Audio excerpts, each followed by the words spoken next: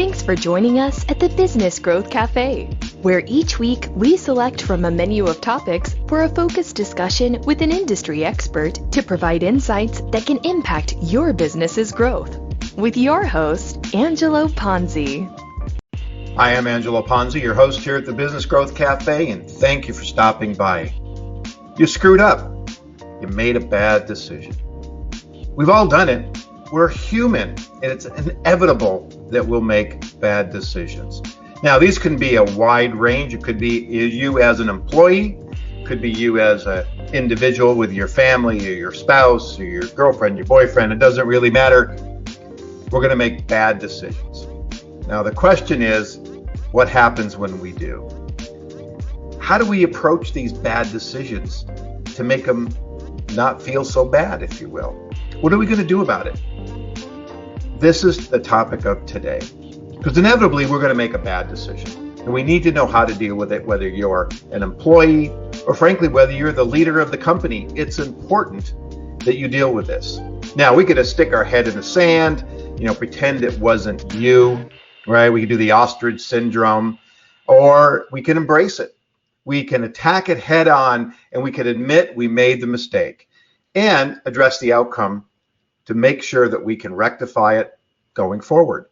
Because ultimately, what's that saying? If you continually do the same thing over and over again, is the definition of insanity. So when we have a mistake and we do something wrong, we need to own up, we need to admit it, and we have to figure out a way to rectify it going forward. Because number one, we don't want to make that mistake again. And as human beings, this is how we learn. We make mistakes, right? When you were a baby trying to stand up for the first time and you fell and you maybe smacked something and you cried, you learned the next time that maybe you're not going to do that. And we as adults continue to learn. That's how we learn. When we do something stupid, we make that mistake, we make a bad decision, and we won't do that going forward. Now, I've made plenty of bad decisions. I made a lot of great decisions, but I have made some bad decisions. And I'll even talk about a few of those in this show today. So those of you who are listening and saying to yourself, I've never made a bad decision. I've never made a mistake. I want you to email me. Tell me that you've never made a mistake. Let's get on the phone and talk about it. My gut is I will get no emails, because if you've not made a mistake in life, you're living a very blessed life, but something's wrong, right? Because again, that's how we learn. So one of the questions to consider when you make a bad decision is the unintended consequences, right? There's always an unintended consequence of a decision that we make and the repercussions of that cause and effect kind of situation. Now, one of the stories I tell in some of my presentations is of the television company Vizio. Now, if you think back a few years, it was Avatar came out, it was 3D, people were excited, going to the movie theaters, really enjoying that. And Vizio and Panasonic and Sony all were making a rush to market to bring their 3D televisions to market. Now, after several years, Vizio won. And I've told the story before, right? They won, I'm not sure what they won, right? So the early adopters started getting the televisions, really took off. And then eventually, over the next couple of years, the market slowed. So why did it slow? Why did sales start to falter? And eventually, I think it was in 5 years, they were out of the market. It was one simple thing. We as consumers did not want to wear 3D glasses all the time. Now, you think that makes sense, right? Do you want to wear 3D glasses around the house all the time or anytime you're watching television? No. Well, unfortunately, in the rush to market, they didn't do any research. They didn't have any conversations with consumers. And they just went on the idea that people were excited about 3D televisions, and eventually they learned that people didn't want to do that. And one of the ironic things is, according to the case study that I had seen, it came up in a board meeting. That question was raised and ignored. So there was an unintended consequence of a simple question about the 3D glasses. Now, another example is I worked on a overnight airline, and we launched this new campaign, and we realized after it launched that we just weren't getting any leads. Things weren't happening. The phone wasn't ringing. Well, unfortunately, nobody ever actually bothered to dial the phone number before the campaign broke and the phone number had been disconnected. Somebody over in accounting saw a bunch of phone numbers that were not being used, and so they disconnected them to save the company money. In the meantime, those numbers were being picked up by the marketing department, and lo and behold, the phone didn't ring. This actually happened recently. Now, that was several years ago. This just actually happened recently with another new client. As I was reworking on their materials, I decided, as I do now, because I learned that lesson, right? I learned from a mistake that we made a bad decision not to call the phone number. So I always call the phone numbers. So if you take nothing away from this, if you're putting phone numbers in your marketing, make sure somebody calls it and that it works properly. And if you're using like a call rail and you're doing tracking, make sure all that is functional. Because the last thing you want to do is spend a lot of money, a lot of time, launch a campaign, and a simple link or a simple phone number just isn't working. Another, you think about decision that was made, an unintended consequence and a bad decision really that ultimately was the demise of this company, was Blockbuster. Now, if you're old enough to have the privilege of going to a Blockbuster and thumbing through all the VHSs and trying to figure out what movie you were going to watch with the other 50 people in the store at a given time, all trying to find that movie for Friday night, well, Blockbuster had physical locations, physical videos. They had an opportunity to buy this up-and-coming company called Netflix. And they also had an opportunity, which I found, which I didn't know originally, but I found out, to buy a company called Redbox. But they passed. They passed on those decisions because they didn't believe that people would want to get their videos in the mail. They'd want them when they wanted them. They'd come down to the store and nobody was going to wait. If you know Netflix, before it was a streaming company, you used to order it and get the DVDs in the mail. And their belief was nobody wanted to wait. And the rest is history. I'm sure if you're like me, you're spending $18 a month to have the family watching Netflix because you can't live without it now. And that was obviously a very bad decision. Unintended consequences. They probably didn't spend the time really thinking and doing their due diligence of looking forward to think about how the market could possibly change. And that's one of the things we need to do whenever you're doing marketing or making business decisions. You got to understand the market, you understand the customers, you understand the decision that you're making and how it's going to impact the people that you're trying to impact, and then certainly the company. Now, I know it's hard, speaking from personal experience, to admit you made a mistake, whether it's in front of colleagues or your professional network or even your family and friends. It's very difficult to stand up and say, I screwed up, right? There's a lot of pressure, little anxiety maybe, right? We have to deal with something that's very uncomfortable. And I'm sure you've been there, regardless whether it was a personal or a business. So first, let's do a little self-reflection, right? Depending on the decisions that you made and what led you to make you do it. Did you not spend enough time researching? Let's go back to business. Did you not spend enough time researching the market to really understand what was going on, to look at the new product, look at was there a demand out there for the new product or even a new hire? We've all been in situations where we've either taken a job and decided that that was a huge mistake. And sometimes we just stay real long and it has an impact on what we do. Or on the flip side, you're doing the hiring and ultimately you're thinking to yourself that was a bad hire. They're just not doing the job. So years ago, I was launching a company focused on the action sports market. And I made the decision after spending a lot of time with a major retailer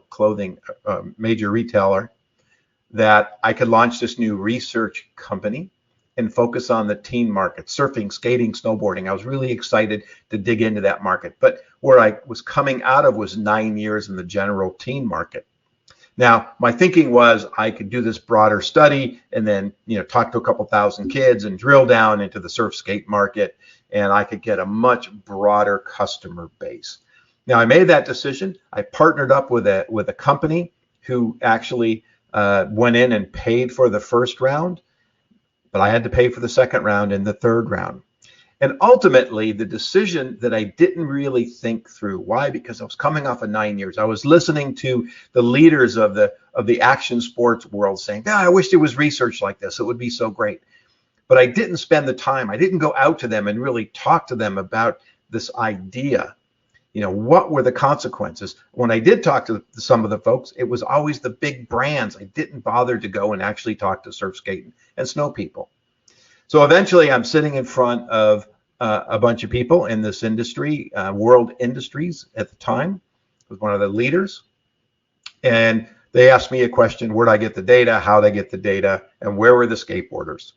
And when I told them, well, I had 2,000 kids, and I drilled down, I got a couple hundred skateboarders, they all got up, walked out except one person. And they said to me, when you have 1,000 skateboarders, come on back, because we don't care about the broader market. So that decision of not thinking it through had a huge consequence. I was now 2 years behind my plan, and thousands and thousands and thousands of dollars in debt because I was paying for this out of my pocket. And I made a huge mistake where I was doing telephone surveys trying to reach this audience. And at the end of the day, when I flipped to focus on the action sports and I went to an online study, I was able to drive my cost really far down. But that's not the mistake part. The mistake part was not thinking it through. I was excited. I was anxious. I was trying to jump right in it and thinking that I had an opportunity to corner what was going on. And eventually I did, but it took a long time to get there, lots of money and lots of time. So when you're making these decisions, when it comes to a business standpoint, we sit around a lot of times in the boardroom and we talk to ourselves, right? We make decisions sitting around talking to the rest of the strategic team, sometimes without any knowledge of what the customers or the market really thinks. What's the competition doing? If you don't pay attention to your competition, then they potentially are paying attention to you, and the decisions you might make are not grounded in any kind of facts. And so I encourage you when it comes to that, because a lot of times we get on autopilot, right? We just think, I've done this before, therefore whatever I did before is going to work this time. It has to work, right? Because it worked before. But not every decision is the same. Not every situation is the same. So again, when you make those decisions, you have to determine what happens up front. Now, I was working with a household cleaner a few years back, and they wanted to bring out some new products, line extensions, if you will. A golf club cleaner, barbecue cleaner, handgun cleaner, and hand cleaner. Now, you heard me, I said handgun cleaner. That was a water-based product. And so if we had not gone out and talked to consumers and got some information about the decision we were about to make, we would have had four new products, and one of them would have failed miserably. But we are fortunate enough to know that we could kill that product before it ever got to market. And so again, we were trying to mitigate making bad decisions. I worked in the wine industry for a while, and we had a client that was kind of their positioning was coastal, a coastal brand. Now, you've seen coastal brands in the wine stores, but in this situation, the entire company was going coastal. So we immediately thought, well, this is great. We live in California. We'll just go down, shoot some pictures of the ocean, and boom, coastal. But at the last minute, we decided maybe we need to do a little more research. Maybe we need to understand, is our thinking resonating? So again, what Vizio didn't do versus what we did is we went around the country and we asked questions. We talked to consumers in areas where there were bodies of water. Why? Because what does coastal mean to someone on the West Coast, on the East Coast, on the Great Lakes, sitting on another body of water or a river, whatever happens to be in the South? And what we found is the way we thought of coastal, other people didn't think that way. So again, we potentially were about ready to make a pretty significant mistake, but we took a step back, we slowed it down, and did some due diligence. Now, first step to avoiding a bad decision, as I'm talking about here, is some research, right? Take the time, think it through, don't be in a hurry. It just takes time to have a better understanding. Now, we've all made these split decisions, whether it's in your personal life. I've certainly made some bad ones. When it comes to my personal life and buying cars or deciding to buy a piece of furniture, or frankly, go down and buy another guitar that I didn't need. Bad decision that I'm selling now for, 25% of the original price, and I've only owned it for a year. Bad decisions, just not thinking clearly. I get emotional. You ever got a car? Did you ever go to a car dealership and you see the car you want and you get really emotional and you're making these bad decisions, right? My favorite line is, how much do you want to spend? No, let's not start there, right? So again, do some thinking. Now, recently I worked with a SaaS product, and it was created for an internal company use. Now, they thought they had a great idea and a viable product, and they wanted to bring it to market. Now, they could have easily just said, hey, this works in our company. Let's just take it to market, put some price on it, and let's see what happens. But instead, they felt that they wanted to understand, was it a viable product? And so we got engaged, and one of the things we did is we did a lot of competitive analysis, we did market analysis, and we found there were over 400 products that were very similar to what they were working with. But we were able to identify a niche that they could play in that really wasn't being dominated by anybody else.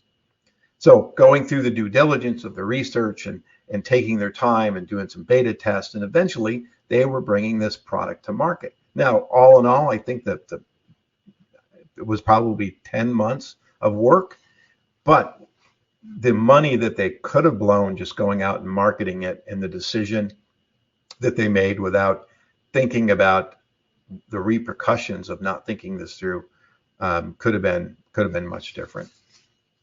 So when you find yourself in a tough situation and you've made a bad decision, what are we going to do? First, we need to act quickly. We need to not let it fester. As human beings, we tend to want to hang on to stuff, right?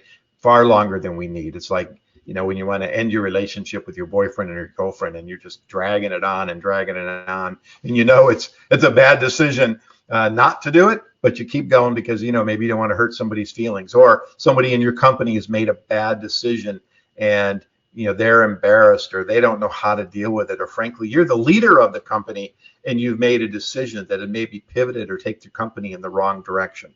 So I'm thinking we need to act quickly. We as humans, again, need to jump on this and make a decision to bring it to everybody's mind. Keep it in mind, bad decisions in many situations are not fatal, right? A bad decision is not necessarily fatal. Now, bad decision to jump off a cliff or something like that, yes, that could be very fatal. But traditionally, what we're talking about here today is not a bad decision. Now, some, of course, are the decisions that companies made have been fatal. Just think of Kodak. Just think of Kodak, film company that made a decision not to pursue digital cameras. Boy, that was a mistake, right? Now, what if you hired the wrong person? Do you drag it out? Do you keep trying to change who they are, right? Jim Collins, getting the right people on the bus, but also in the right seats on the bus. And sometimes you just have to cut your losses and move on, right? So by not taking action, the unintended consequences to the company could be dramatic. So you have to make those decisions about, is it a good decision to hang on, good decision to try to modify, or a good decision, frankly, to move on? Now, what if you're that employee? What if you took the job and you've now decided that this was not a good idea? I remember one time I'd been pursuing this advertising agency to get a job there, and it was about 7-8 months. And I finally get hired, and the first day they put me in an office with all glass.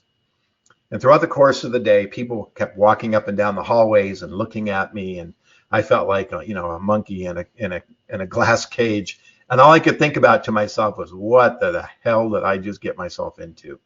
I mean, there was a point in time where I thought, this is a huge mistake. But I hung in there and frankly was there for the next 5 years. Now, of course, depending on the mistake that you made, right, the boo-boo, the big boo-boo, can it impact your reputation?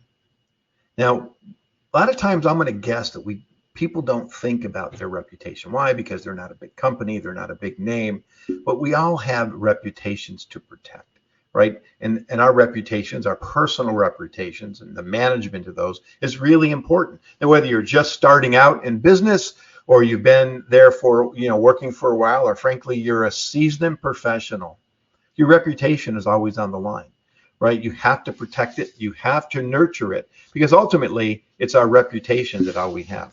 So as a fractional marketer, I mean, I believe I know my stuff, but it's my reputation that continues to get me referrals and to get new opportunities, right? And the people that I work with know that I can do certain things. And again, that's the reputation that I'm trying to protect.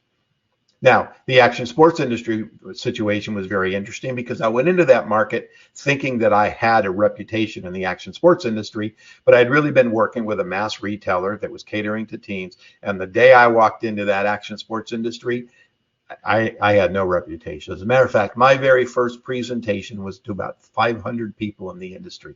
It was one of the major trade shows, the action sports retailer, and I remember this very vividly. Standing up in front of all these people, they're all lined up. They're looking at me very negatively. Their arms are crossed, their legs are out, and it just looks like a very hostile crowd. And ultimately, the things I heard back was, we don't know you. We don't know who you are. You're not from this industry. How can we listen to you? But over the next 13 years in that business, I managed to establish myself as having a strong reputation in the stuff that we were doing. In fact, one of the things I'm very proud of is I'm in a book called Explanation as one of the game changers in the action sports industry. So I'm very proud of that. And again, but it took years to nurture that relationship and that reputation, because I was coming out of it where these guys had been maybe skating their whole life. So they were professional skateboarders and making money and had multiple businesses. And here I was, frankly, coming out of a world that wasn't quite who they were. Why? Because they weren't even freaking selling to the major retailer that I was working to. They were selling to specialty stores. As a matter of fact, their specialty retail were almost taboo. They didn't want to go there. Why? Because they didn't want every kid who felt like they wanted to wear a skate shirt or buy a pair of skate shoes that wasn't a skater, right? So they're very protective of that endemic world. So you've made a bad decision. You've really screwed up. So what are some simple steps you can take to recover from that bad decision? First, take a minute to feel bad if you want, but don't wallow in self-pity. Nothing's going to change. You can sit there and, woe is me, but nothing is going to change by doing that. So you have to accept what's happened. You have to think about the next steps to make that change, right? And so accept what happened and move forward. So what was it? What was the mistake? What actions or inactions, if you will, led to that bad decision? What were the consequences that we've been talking about here for the last 20 minutes? What you have done instead, right? It's back to what I said. We make mistakes and we learn from those mistakes. That's how we grow. And how can a similar mistake be prevented in the future, and what safeguards can you implement? Well, those are important. Those are, 5 pieces of tips, if you will, or advice that I really find important, because when we make those decisions and those bad decisions, we need to figure out a way to make a change. So, admit it, take responsibility, and fix it if you can. Or certainly put in place ideas or processes that can help mitigate those similar mistakes going into the future. Again, whether you're an employee, whether you're a department head, whether you're the leader of the company, or frankly, in your own personal life, we have to admit and take responsibility and look to how we're going to make a change. And of course, depending on who you are, it really makes a big difference, right? Again, we learn from this experience. So whatever you do, don't spin it, right? It'll come across like you're trying to avoid responsibility. Don't look. I think about, being somewhere, and when I was a kid in church, and little Johnny over there, lets one loose, so to speak, and then starts looking around and pointing at other people trying to pass the buck. We don't want to be, pointing at who smelt it, who dealt it, right? So we have to really be careful of not trying to blame someone else. Take responsibility, because you blame someone else, that can impact your reputation going forward, right? Someone who doesn't take responsibility, someone who doesn't work and always blames other people. And of course, be prepared for pushback or any kind of feedback. Again, think of it as a learning experience. Try not to take things personally. I know it's hard. It's hard not to take criticism criticism personally. But if we look at it as ways to improve and not just a personal attack. So again, listen, don't react. This is where active listening comes into play. We tend not to listen, but we react to what we're hearing. Have you ever been in a conversation and you're telling a story, and instead of someone asking you a question or acknowledging, tell me more, instead they respond with something that happened to them? It's almost like, were they not listening to anything I said? And again, so active listening in these situations, whether you're hearing from somebody who made a mistake or you're responding and they're giving you feedback, paying attention, again, no spin, but trying to understand in that active listening. Now, if you listen to the show, you know I had a podcast a few weeks ago on active listening. I also just published a blog on my website and on LinkedIn on active listening. I encourage you to listen to that or read the blog. I think you'll find it very beneficial. So, have you made a bad decision in the past? Yes, you have. Will you make one in the future? I say you will. But hopefully I've given you a few tips and things to think about to hopefully maybe mitigate that mistake, or certainly a way to deal with it. So take a breath, think about the consequences of your decision, do some research, formal or informal, gather those insights before you make a rash decision, right? And make sure you have done your homework. And if you end up making a bad decision, accept it, confront it, and put a process in place to mitigate it in the future. As they say, shit happens. Your next step is to make sure it doesn't happen to you. I want to thank you again for joining me here at the Business Growth Cafe. Hopefully you found this interesting and insightful, and hopefully you walked away with a couple nuggets. I appreciate your time, and if you're an active listener of the show, I really appreciate your subscription. But I also encourage you to tell others about the show so they can benefit from this great content that we had here today, and also from all the other shows. And as I say at the end of all my shows, join me here next week at the Business Growth Cafe. A chief marketing officer has both the power and the responsibility to drive long-term strategic growth that can ultimately lead to organizational prosperity. And that growth starts with a vision. What is your firm's definition of success? Growth? How will you strategically work towards expansion, for example? Equally important, what is your customer's perception of your firm? And how well do you meet a need or deliver value? When you begin to align your vision with that of your customer, you build a stronger, lasting relationship with them. You see the whole picture, realizing the lifetime value of that customer, as well as the lifetime value you provide. A CMO must look at success with a strategic mindset, looking beyond the transactional. The CMO must understand the customer journey, utilizing the competitive intelligence, embracing and leveraging your unique market insights. If your business is ready for growth and you need a CMO, but you're not quite ready for a full-time person yet, I'd welcome the opportunity to explore the benefits of using a fractional CMO. Visit theponzigroup.com to learn more. Thank you for listening to today's discussion at the Business Growth Cafe with your host, Angelo Ponzi. Take a moment to subscribe to this podcast and visit our website at www.businessgrowthcafe.com. Read Angelo Ponzi's blogs at www.theponzigroup.com.